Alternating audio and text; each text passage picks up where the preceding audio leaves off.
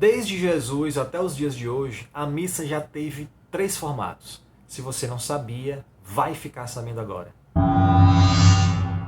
A celebração eucarística, conhecida como missa, foi instituída por Cristo na Quinta-feira Santa, antes de sua morte, quando tomou o pão, o vinho, abençoou e os deu a seus discípulos, dizendo: tomai todos e comei, tomai todos e bebei, este é o meu corpo, este é o meu sangue.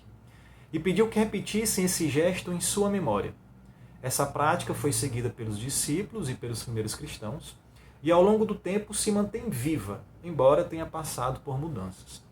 É importante entender que a estrutura da missa tem sido essencialmente a mesma desde o início, dividida em 2 momentos fundamentais: a liturgia da palavra e a liturgia eucarística. Na liturgia da palavra é dada ênfase aos textos bíblicos, às leituras, e na segunda parte o foco está na consagração do pão, do vinho e na comunhão. Primeiro formato da missa. Os primeiros cristãos se reuniam nas casas e basicamente rezavam juntos, faziam reflexões, partilhavam. E esse foi o primeiro formato, o primeiro modelo de missa. Com o passar do tempo, pelo aumento do número de fiéis, as casas ficaram pequenas, para comportar todo esse povo.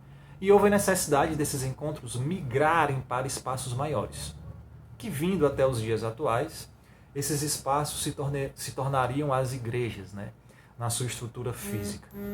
Então, só reforçando, aqueles tais momentos de oração nas casas ganhariam a dimensão do que hoje entendemos como sendo a missa, em todo o seu rito, em toda a sua estrutura, em todo o seu significado.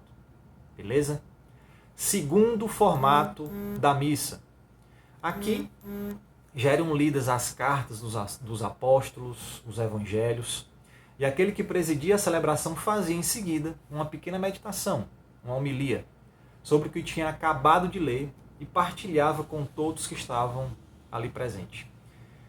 No fim, todos rezavam o que nós hoje chamamos de oração dos fiéis. Com o tempo, tiveram mudanças. Entre elas, foram introduzidos os sacrários, a liturgia da palavra foi perdendo a sua importância. Posteriormente, a missa passou a ser celebrada em latim. O povo não entendia nada. Com o sacerdote virado de costas para a assembleia, porque o altar ficava encostado na parede. Resultando, claro, numa participação limitada da assembleia, do povo. Entre o final do século XVI e do século XVIII, a missa se tornou mais elaborada, com mais ornamentação, com muitos incensos, com músicas elaboradas e exageradas, que parecia mais um espetáculo teatral e de circo do que propriamente a missa. Então, entre o final do século XIX e do século XX, os líderes da igreja reconheceram a necessidade de voltar às origens e reformar a missa, justamente para se ter mais participação das pessoas na celebração. E, antes de falarmos sobre o terceiro formato, comentem se vocês sabem quais são as partes da missa. Isso é importante, viu? Porque, aliás, esse será o tema dos próximos vídeos, As partes da missa. Beleza? Terceiro formato da missa. Com o Concílio Vaticano II, convocado pelo Papa João XXIII, em 1962, a missa teve mudanças, foi reformada significativamente. Papa João XXIII destacou ainda mais a presença real de Cristo no pão e no vinho, retomou a importância da liturgia da palavra, colocou o altar no centro da celebração e permitiu a participação dos fiéis. Por isso, o altar passou a tomar um lugar central, sendo colocado diante de todos. A missa passou a ser celebrada na própria língua da região, e o ambão, de onde se fazem as leituras, tomou um lugar de destaque, de modo que toda a Assembleia participasse ativamente da celebração. A missa tornou-se algo mais comunitário, em que os fiéis participavam como convidados da ceia do Senhor, e onde também podiam desempenhar diferentes papéis, em diferentes ministérios. Podiam ler, cantar, servir no altar e etc.